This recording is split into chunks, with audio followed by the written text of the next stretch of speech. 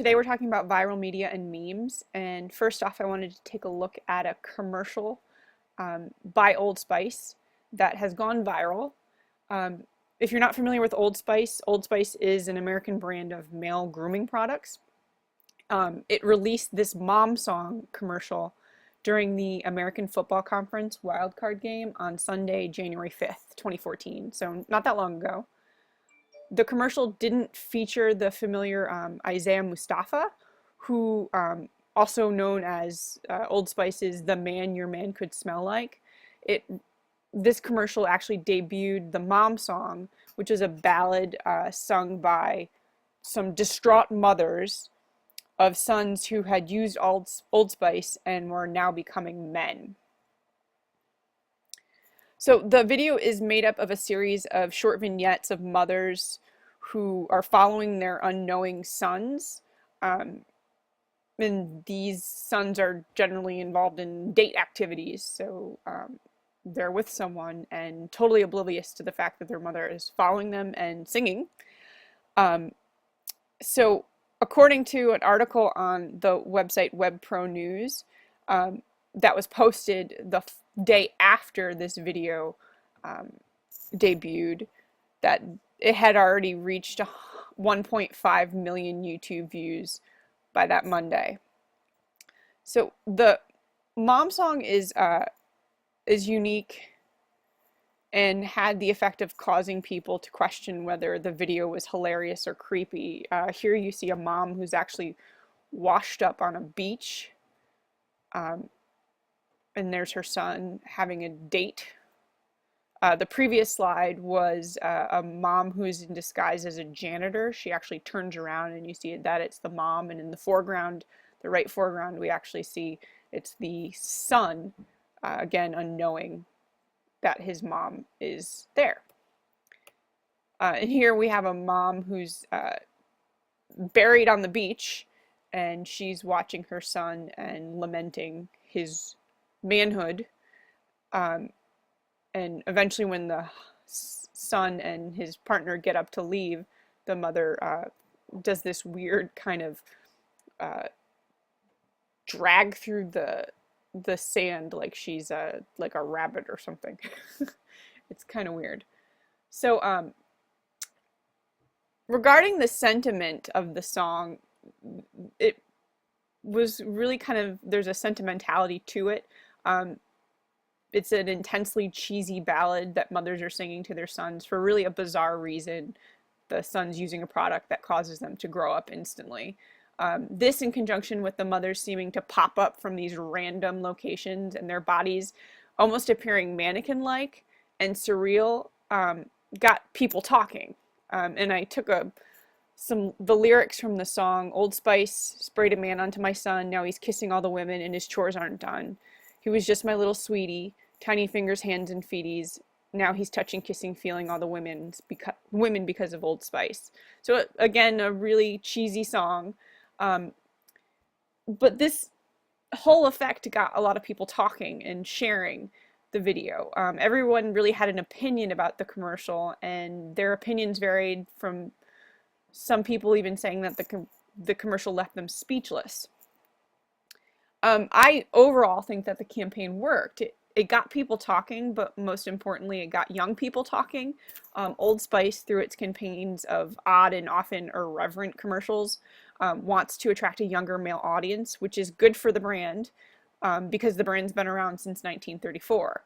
Within a day of the commercial's debut, Old Spice was tweeted about 50,000 times, and that number only really proceeded to grow. The video is now at over 8 million YouTube views. So the commercial was so obscure in its message and delivery that people just weren't clear on how to feel about it. As we read about in If It Doesn't Spread, It's Dead, spreadability really relies on transformation, and anyone who watched the commercial was able to transform it to meet their own opinion of the message. So here I grabbed some tweets. David Weaver says, couldn't look away. Darla is creeped out and pissed off. And Emily June was speechless. So you see this kind of the gamut of different responses to the video, which only increased its popularity because more and more people wanted to figure out why so many of their acquaintances loved it or hated it. So that was an interesting thing.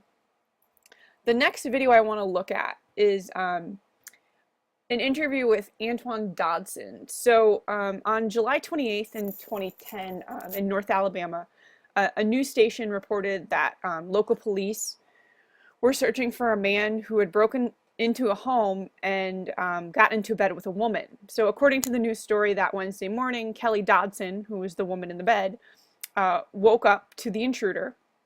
The woman's brother, Antoine Dodson, who you see on the screen here, rushed to her room after hearing her sister's screams.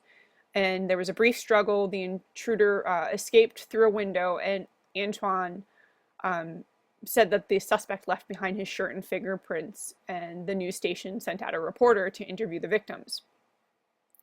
So the video of this interview began its initial spread on Reddit in the rfunny subreddit. It received 810 upvotes and 225 comments before it was archived. After the video was uploaded to YouTube, BuzzFeed, Delisted, and Best Week Ever, all shared this video, and Antoine Dodson was interviewed and featured on several entertainment websites. So I don't like that this video spread as virally as it did. I really believe that the video spread because it projected easy stereotypes, and people on the internet prefer a laugh over accepting the reality of certain situations. Why were people drawn to this video? Well, surprise, the internet can be a mean place. This was a report on a crime, a serious tragedy for the family involved. Yet anonymity on the internet provides a lot of people with the opportunity to make fun of people who are different than themselves, and embraces the reinforcement of stereotypes. Yes, Antoine Dodson is a flamboyant guy, but he's doing the best he can to protect his family. He's angry his sister had to escape a sexual assault, so why weren't people concerned about that? In his article, and I've got some quotes up here, the article entitled "Antoine Johnson is for Real, Y'all" by Jonathan Capehart, who's a journalist for the Washington Post. He really got to the bottom of the race and social stereotype issues that this interview projected, and really the reasoning behind why it went so viral. Dodson's cringe-inducing performance was something I, and a whole bunch of other folks, thought only existed in the comedic minds of Eddie Murphy and Tyler Perry. Yet on the subject of the Dodson's harrowing experience, he closes with a statement that really transcends all boundaries of race and economic status. Like millions of families across the country, the Dodsons appear to be proud people who are making their way the best they can. They crave security and comfort, and no matter where you live, when that sense of safety is shattered, you lash out. And so that's what we saw in the interview. We saw Antoine Dodson lashing out against a crime against his family. So Antoine's interview became the #1 watched video on the news station's website and YouTube. The video had what, if it doesn't spread is dead, would call a long tail. There were parodies and remixes that emerged. It was even remixed by the group Auto-Tune the News.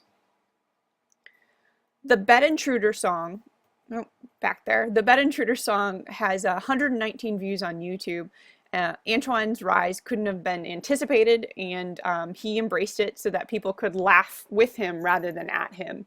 He started a Facebook fan page, a t-shirt line, and a ringtone. He eventually launched his own app that helped people track sex offenders in their communities.